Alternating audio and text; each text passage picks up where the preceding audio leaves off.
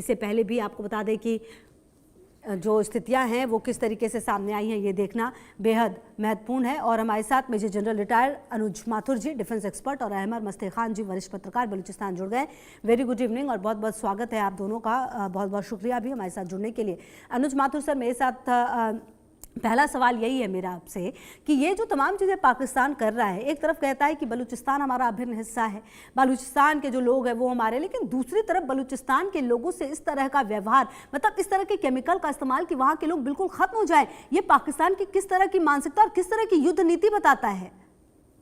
खुशबू, जय हिंद। देखिए, मैं आपको एक बात बिल्कुल साफ बता दूं कि पाकिस्तान कहता भले ही हो कि बलूचिस्तान हमारा हिस्सा है, बलोच हमारे भाई है, और ये है वो है, लेकिन उन्होंने कभी भी बलोच लोगों को अपना हिस्सा नहीं माना, और ना बलूचिस्तान ने पाकिस्तान को कभी पाकिस्तान में अपने आप को माना। और ये जो दोयम दर्जे का ट्रीटमेंट, खुशबू, ये बात मैं कई दफा बता चुका हूं आपके चैनल पे कि जो पंजाबी सुन्नी मानसिकता की सेना और पंजाबी सुन्नी मानसिकता का जो एस्टेब्लिशमेंट पाकिस्तान में पूरी तरह से हावी है, उसने न केवल बलोच बल्कि खैबर पख्तूनख्वा के पश्तूनों के साथ, सिंधियों के साथ, पीओजे के तो खैर कभी भी उनका था ही नहीं, गिलगित बाल्टिस्तान के लोगों के साथ, तो मेरा ये मानना है कि उन्होंने अपने कुछ लोगों को छोड़ करके बाकी सबको सेकंड क्लास सिटीजन का ट्रीटमेंट दिया है हमेशा से।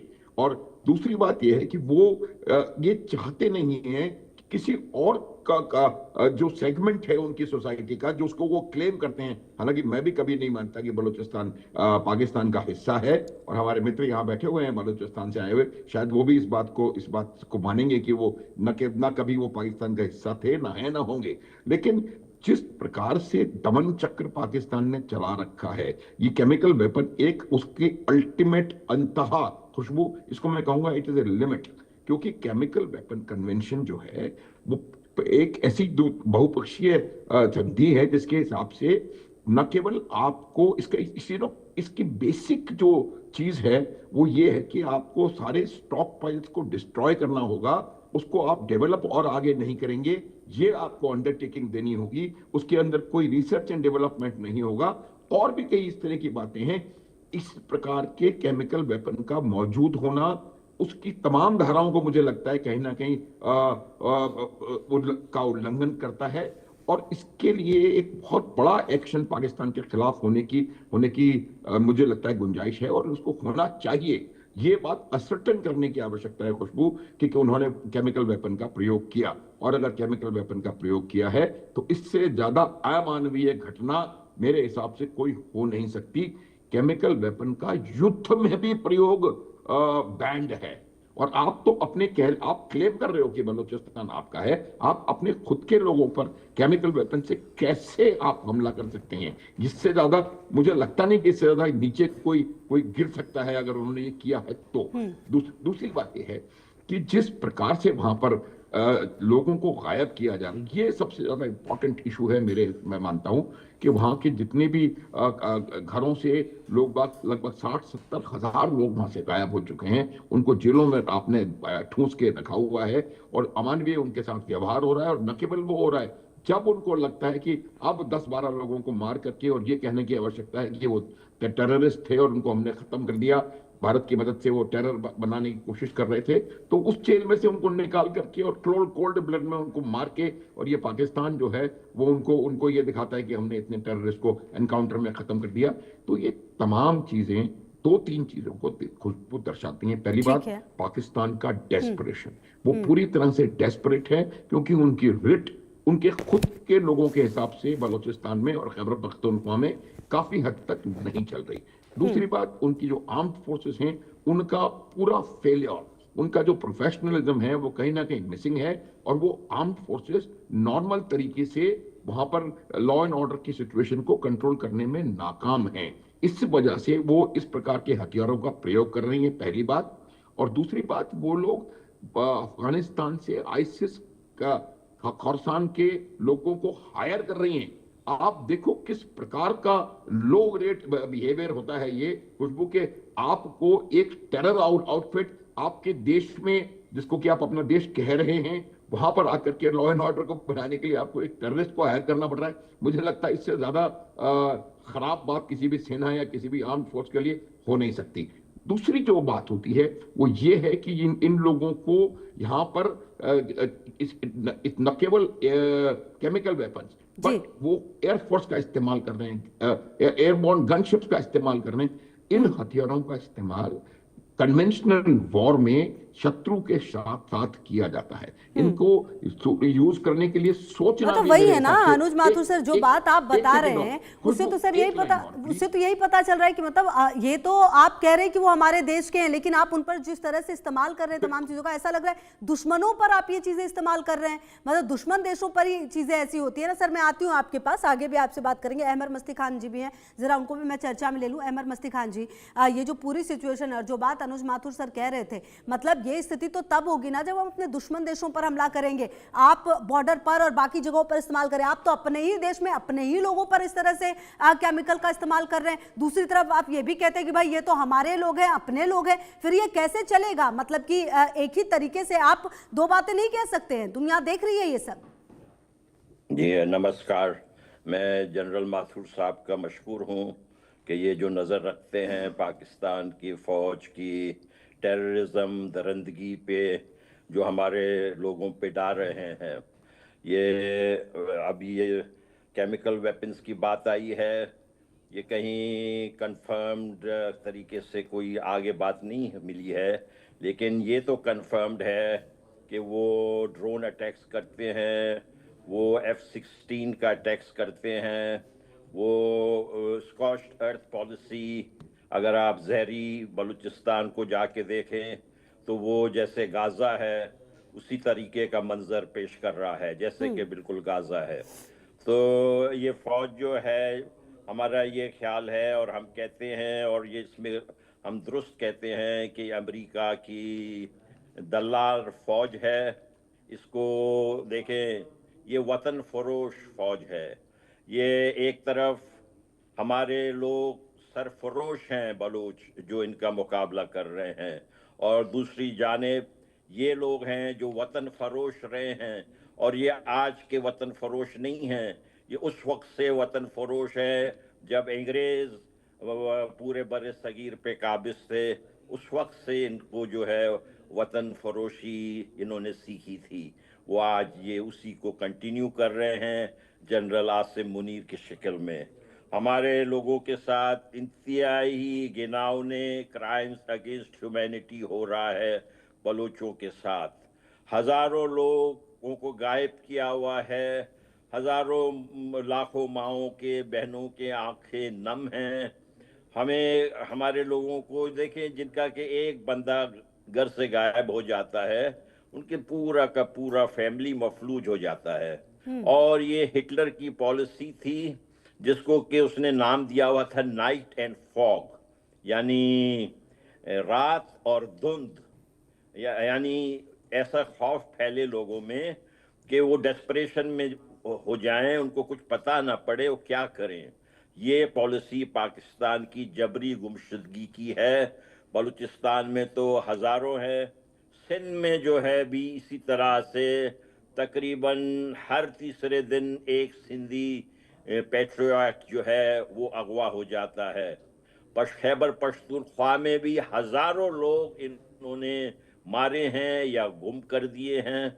देखें, खैबर पख्तूनख्वा जो है उसके 4 करोड़ से ज़्यादा आबादी है, उसके चीफ मिनिस्टर को जो है ऐसे ट्रीट कर रहे हैं जैसे वो कुछ ना हो, जैसे कि वो, और उसको अवाम की अक्सरियत की पश्तूनों की हिमायत हासिल है। अब देखिए अहमद मस्ती खान जी, जो बात पाकिस्तान कर रहे हैं ना वो दुनिया के सामने तो है, लेकिन अनुज माथुर सर मेरा सवाल ये है कि आखिर क्या वजह है कि पाकिस्तान को इतनी हिम्मत आ कहाँ से रही है बलूचिस्तान के में ये सब करने की? क्या वजह ये है कि अमेरिका के साथ जो उसने डीलिंग की हुई है बलूचिस्तान में जितने भी खनिज बचे कुचे हैं उनको दे देने की, या फिर चीन की जिस तरह से वहाँ पर संलिप्तता बढ़ी है, क्या ये वजह है कि पाकिस्तान इतनी हिम्मत कर पा रहा है इस तरीके के बिहेवियर के लिए जो कि वो बलूचिस्तान में कर रहा है? कुछ वो देखिए, आपको एक बात समझने की आवश्यकता है, ये पाकिस्तान के अपने बूते पर इस तरीके की हरकत करने की ताकत उनकी है नहीं। मैं ये बता रहा हूं कि जो उनको लग रहा ऐसा है ये मेरी बात को ध्यान से सुनने की आवश्यकता है। पाकिस्तान को ऐसा लगता है कि अमेरिका उनके साथ है, अमेरिका उनका उनका हाथ पकड़ करके उनका काम करेगा और उनको, लेकिन अमेरिका पाकिस्तान का इस्तेमाल कर रहा है। ये बात हमको समझने की आवश्यकता है। और ये जो कार्रवाई पाकिस्तान की सेना वहां पर बलूचिस्तान में कर पा रही है, वो इसीलिए कर रही है कि उनको कहीं ना कहीं इस बात का यकीन है कि उनको अंतरराष्ट्रीय मंचों पर चीन और अमेरिका का समर्थन मिलेगा।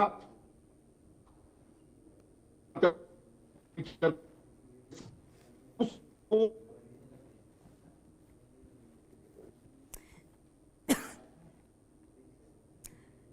ये क्या हो गया? सर आपकी आवाज़ थोड़ी सी सर ब्रेक हो रही है, मैं दोबारा आपके पास आती हूँ सर। तब तक अहमद मस्ती खान जी, देखिए जो बात अनुज माथुर सर कह रहे थे, ये पाकिस्तान के ना इतना दम नहीं है कि वो अकेले के बल पर इस तरह की हरकत बलूचिस्तान में कर पाए। लेकिन अब अहमद मस्ती खान जी, ये तो बलूचिस्तान के साथ हो रहा है, आने वाले समय में बलूचिस्तान की तरफ से किस तरह के कदम उठाए जा सकते हैं, क्या वो चीज़ें होंगी जो बलूचिस्तान करेगा? क्योंकि अब सर देखिए, बैनर पोस्टर लेकर तो सिर्फ काम चलेगा नहीं, क्योंकि कहीं ना कहीं पाकिस्तान तो अब उस हरकत पर उतर आया है जो अपने दुश्मन देशों के साथ करेगा। शायद उसको किसी की परवाह नहीं है, ना छोटे बच्चों की, ना महिलाओं की, और फिर पुरुषों की तो बात ही छोड़ दीजिए। जी हाँ, देखें, हमारे बलूचिस्तान के एक आज़ादी पसंद रहनुमा हैं जो जिला वतनी की ज़िंदगी अब काफ़ी सालों से उनको मजबूर हैं गुजारने पे। उनका नाम मीर जावेद मैंगल हैं। उनके भाई भी बलूचिस्तान के मुख्यमंत्री रह चुके हैं, उनका वालिद भी बलूचिस्तान के मुख्यमंत्री रह चुके हैं, और उनसे जो उनका बड़ा भाई था वो दरअसल बलूचिस्तान में सबसे पहला इन्फोर्स डिसअपीयरेंस था। उनका नाम असदुल्ला मैंगल था। फरवरी 1976 को आईएसआई ने उनको जबरी तौर पर गुमशुदा किया। उनकी लाश भी नहीं मिली आज तक। जावेद मैंगल ने कहा कि भाई ये पाकिस्तान के अंदर आइन वगैरह को बचाने की कोई हमाकत करने की ज़रूरत नहीं है। उनका कहना यह है कि पाकिस्तानी जनरलों ने इज्तिमाई इस्मतदरी का आइन को इज्तिमाई इस्मतदरी का निशाना बनाया, इसके आबरू को खाक में मिला दिया। अब आइन कुछ बचा नहीं है। उनका कहना है कि बलूच और पश्तून कौमों को आपस में मिलकर इस पाकिस्तान से छुटकारा के लिए काम करना चाहिए। हमारे हजारों लोग जो गायब हैं उनके लिए हमें काम करना चाहिए। देखें, एक यहाँ पे बहुत अलमिया ये है कि पाकिस्तान के फौज ने जो है जैसे कि जमहूरियत को नुकसान पहुंचाया है, जैसे कि वहाँ का जो हकीकी वजीर आजम है उसको जेल में डाल दिया है, दूसरी तरफ हमारे जो कौमें हैं बलूच और पश्तून उसके ऊपर बर्बरियत डाल रहे हैं। हमें एक तरीके से जो पंजाब के अवाम जो हैं वो हमसे उन्होंने काट दिए हैं।